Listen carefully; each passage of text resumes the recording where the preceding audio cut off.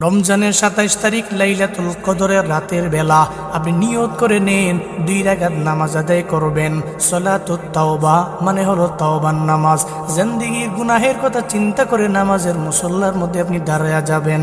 2 রাকাত নফল নামাজ পড়বেন।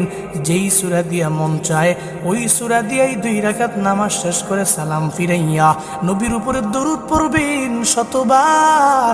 এরপরে ইস্তিগফার করবেন শতবার। এরপরে চিন্তা করবেন, হে মালিক, আমি জিন্দেগিতে গুনাহ কম করি নাই। আপনার গুনাহের কথা চিন্তা করে মুনাজাত ধরে রবের দরবারে কাঁদবেন আর বলবেন, আল্লাহ তুমি আমার জিন্দেগির গুনাহ মাফ করে দাও। আল্লাহর দরবারে যদি বলতে পারেন, এমনও তো হতে পারে লাইলাতুল কদর বড় দামি রাত, ওই দামি রাতে আল্লাহ বহু মুতাকি বান্দাদের আল্লাহ মাফ করে দিবে। ওই ইতিকাফকারীদের উসিলায় লাইলাতুল কদরের উসিলায় আল্লাহ আপনার জিন্দেগির সব গুনাহ মাফ করে দিতে পারে।